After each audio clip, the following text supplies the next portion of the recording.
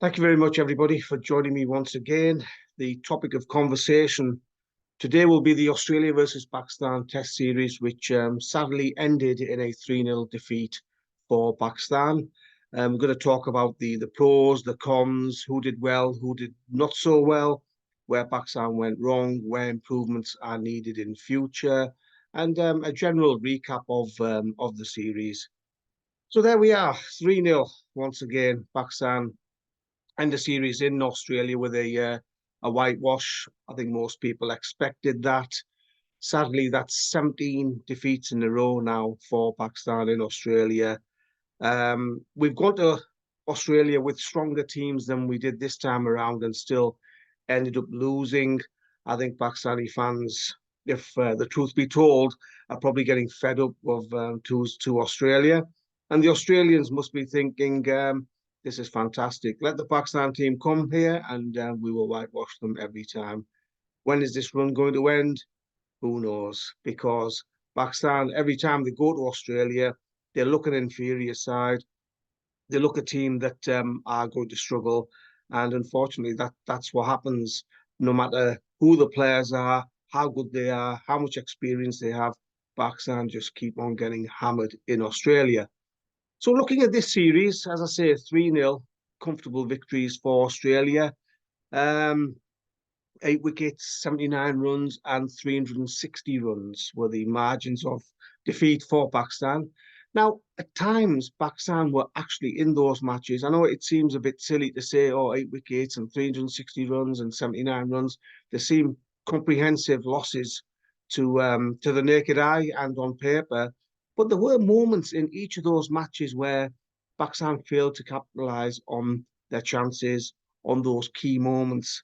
And what happens with teams like Australia is that if you release that pressure ever so slightly, if you don't grab those opportunities, if you don't take those chances with both hands, they will wriggle out of that issue, wriggle out of that problem, and they will make you pay for it.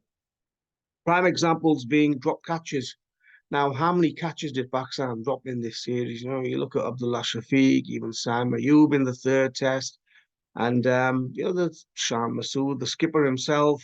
A number of players dropped catches that were not difficult, that should have been taken, and catches that are taken day in, day out at club level. So for those test cricketers, those guys who are representing their country, who are at the top of their game, who take these catches in practice day in, day out, to be dropping those catches in the slips and etc. is just, it's just not acceptable, really. And what can you put that down to? Yeah, you can blame the fielding coach. You can say, oh, they're not practicing enough. They're not doing this, they're not doing that. But fielding, having spoken to many players over the years, fielding is something that you take upon yourself. You shouldn't need a fielding coach to make you a better fielder. It comes from within. Now, some players go through their whole careers not being very good fielders. Others, they improve. I mean, I always remember the case of Rana Naveed-ul-Hasan when he came into international cricket.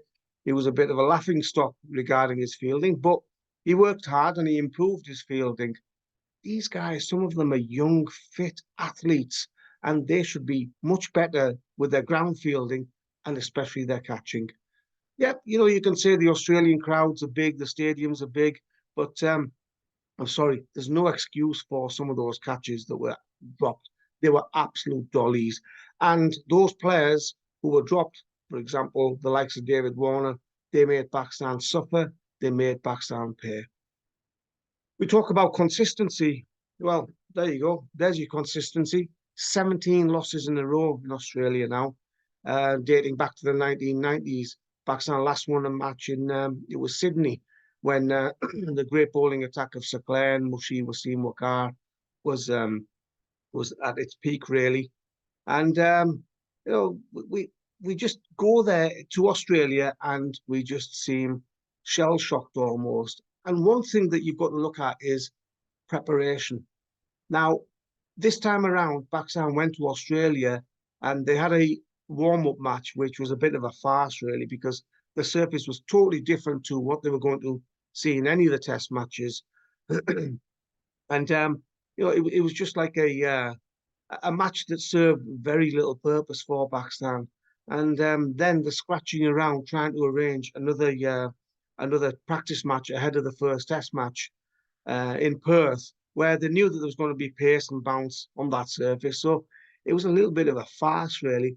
The Pakistan Cricket Board need to get their team better prepared in Australia ahead of what is a tough series every time. They go to Australia time and again, not prepared properly.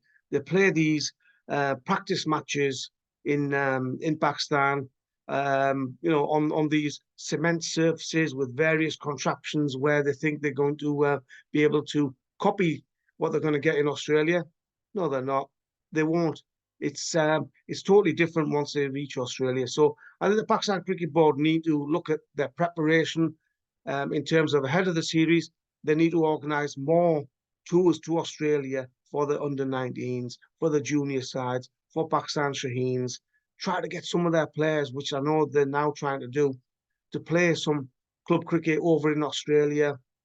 For some of these up-and-coming young cricketers to go out there and play some great cricket and be better prepared for Australian conditions, because too many of the Pakistani players are going to Australia with no experience of having played in Australia. I mean, look at the example of Amir Jamal. He had a very successful series this time around. He's played club cricket in Australia. I'm not saying that that's Sheffield Shield or top level cricket, but he had a little bit of experience under his belt, and he knew about the sort of conditions that he was going to see in Australia, and that helped him.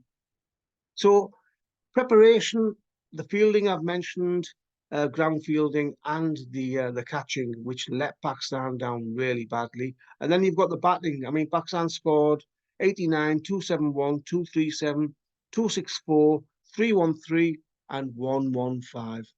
That is not going to frighten any opposition any day of the week on any surface. And the most alarming fact of those stats with Pakistan's batting is that not a single 100. Now, scores of 30s and 40s might be all right for your batting average. They might look good at the end of the series. They're not going to win your team many matches. Now, if you're not scoring centuries, your team isn't going to win. Simple as that. Look at Australia. Their batters scored centuries. They won the series 3-0. And, as I say, these 30s, 40s, 50s are not going to hurt teams like Australia. So having a look at the pros and the cons now, the players that deserve some credit and praise for this series. Mohammad Rizwan, average of 48.25, scored a 50. Probably a little bit disappointed that he didn't score 100. Why he didn't play that first Test match, who knows? I mean, to pick Safraz ahead of him, you could say fair enough, but why not play both of them? I mean, it was, a given that Rizwan would do well in Australia. First game, he's carrying the drinks. Pathetic. Amir Jamal, for me, was a standout for Pakistan. As I say, he's got some experience of playing in Australia, played club cricket. Batting average of 28.6 in this series, with one excellent score of 82 as well. And his bowling was outstanding. 18 wickets, an average of 20.44.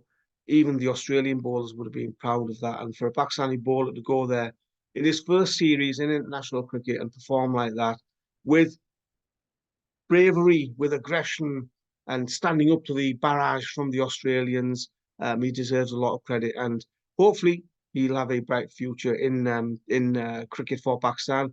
And he's that bowling all-rounder that Pakistan has been looking for many years. And when I say bowling all-rounder, I mean pace bowling all-rounder, not a bits and pieces spinning all-rounder that Pakistan seem to have many of. Shan Masood scored a couple of 50s, showed some flashes of good leadership and some decent scores, but overall he'll be disappointed with his numbers in this Test series.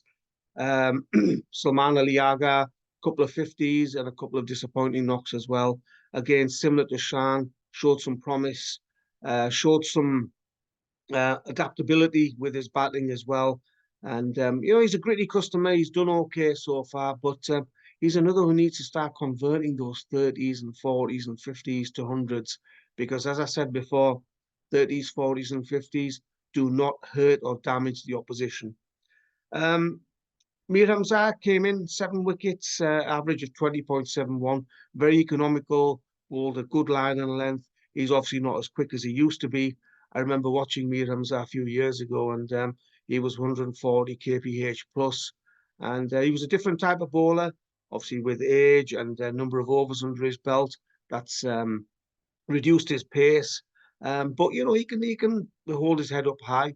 He did okay. He was a steady performer. Probably felt he should have got more wickets. A little bit unlucky at times, but to come in against such a tough lineup like Australia and do quite well, it was a decent effort for him.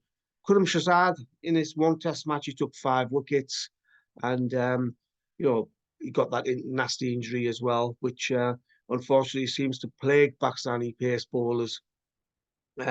We see them time and again come into international cricket and keep on getting injured, which is very, very unfortunate. And it's not coincidence either. It's there's got to be more to it. Some of the fitness levels of these guys, unfortunately, isn't good enough. So he's another who did okay. Now the guys who let the Pakistan side down. No surprise, top of the list, Babar Azam. Don't know what's happened to Babar in these last 12, 13 months in Test cricket, but his average is plummeting. His performances have been poor, and you know his numbers don't lie. Even in this series, an average of 21 is very, very disappointing. And it wasn't just the numbers; it was the way he got out. Some lazy shots, some shots that you don't expect to see from Babar Azam. Now, we've heard that phrase, form is temporary, class is permanent. However, this spell for Babar Azam over the last 12 months or so in Test cricket is extremely worrying. Um, People have put it down to captaincy pressures. Well, he wasn't the captain this series, and he still flopped. So I think there's some work ahead for Babar Azam. He needs to reassess his game, start focusing once again, and hopefully we'll see the Babar Azam of old again. Abdullah Shafiq, disappointing, average of 18.33 in the series. Very loose shots opening the batting. Yep, we want to see players positive, especially at the top of the order. We want to see players um, being aggressive towards the opposition bowlers and especially against the new ball. But some of the shots he was playing away from his body, the Australian bowlers must have been laughing because you know, to play such loose shots at that level of cricket, you're just giving the wicketkeeper and the slip fielders catching practice. Needs to refocus, as I said, with Babar Azam. He needs to look at his approach and some of his shot making as well. South Shakil, for me, he was a massive disappointment in this series. He came into this series having played all his Test cricket in Asia. The numbers looked fantastic. We had double centuries, we had centuries. The stats were you know awesome. They looked magnificent. Goes to Australia, wake up call. You know, where was that? Where were those numbers? Where were those hundreds? Where were those 50s? And where were those double hundreds? Nowhere to be seen. He looked a different batter. He looked shell shocked. He looked like a rabbit caught in the headlights, I'm afraid. Average of 15.33. Batting looks suited to Asian conditions, doesn't it? A lot of work ahead for him, I think. Needs to reassess his batting and look how he will cope in future outside Asia. Because if he bats like he did in Australia, outside Asia, in places like England, South Africa, New Zealand, then he's just going to flop. Imam averaged 23.5, to be expected, really. Outside Asia, he's another batter who struggles. Played the first 2 tests before he was dropped. Another who needs to look at his batting and his approach, I'm afraid. Hassan Ali, only 2 wickets, an average of 91. That's terrible. Hassan hasn't been the same bowler, I feel, especially in Test cricket in recent times. But to only take 2 wickets, an average of 91, he will be massively disappointed with that. I know he was playing the support role, but you've got to be able to take wickets, I'm afraid. Shaheen Shafidi, 8 wickets, an average of 41. Yeah, some bad luck and some drop catches. Wasn't quite at his best. The pace was down. And the disappointing thing for me was that he was starting to look better in that second Test match. Pace was gradually going up, and then they rested him. For me, a young cricketer to be rested for a Test match for your country against the best team in the world, come on, you know, yeah, you want to rest, you want to rotate your players, but if you want to rest them for T20s, rest them for ODIs, the white ball stuff. You don't rest players for Test cricket. That's my opinion anyway. Overall, disappointing effort by Pakistan. I know people will say that, or that they gave the Australians a run for their money at times. You win Test matches over 5 days, over the full course of the match. You don't win Test matches by a good session here and there. You don't win Test matches with a good hour here and there. You win Test matches by dominating the opposition, by grabbing those chances, by making sure that the opposition is under pressure throughout the match. That's what Australia did. They were the much better side. Pakistan need to learn from this series. I know, as I said before, they're looking at exchange programs with Cricket Australia. That's a good sign. But time and again, we go to Australia and it's a shambles. We embarrass ourselves. Don't think we embarrassed ourselves this time, but overall, it wasn't the best of efforts, was it? Thank you very much for watching once again. Take care and see you soon. Thank you.